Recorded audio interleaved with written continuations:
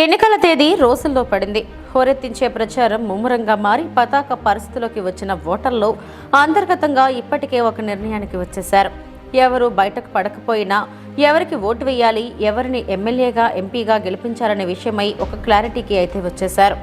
పోటీలో ఉన్నవారు ఎవరికి వారు గుంభనంగా ఎలా ఉన్నారో, వాళ్ళు ఇవ్వబోయే తాయిలాలు అందుకొని ముందే ఫిక్స్ అయిన తాము అనుకున్న వారికే ఓటు వేసి గెలుపు ఇవ్వడానికి సిద్ధంగా ఉన్నారు. జనం నాడి తెలియక కన్ఫ్యూజన్లో మాత్రం పార్టీలు ఉన్నాయి.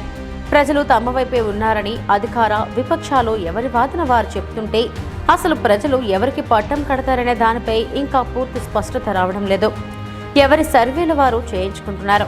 ప్రైవేట్ సంస్థల ద్వారా, పార్టీలోని వ్యక్తుల ద్వారా కూడా అన్ని పార్టీలు క్షేత్రస్థాయి పరిస్థితులపై నివేదికలు ఆయా పార్టీలు తెప్పించుకుంటున్నాయి.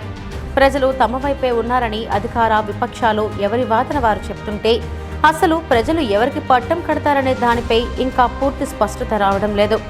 ఆయా పార్టీల సభలకు జనం భారీగా తరలివస్తుండటంతో ఎవరికి వారే తమ గెలుపు ఖాయమంటూ ధీమా వ్యక్తం చేశారు.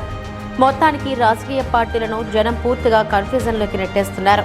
క్షేత్రస్థాయిలో ఏ పార్టీకి ఎంత బలం ఉందో తెలుసుకోలేని పరిస్థితి కూడా ఉంది.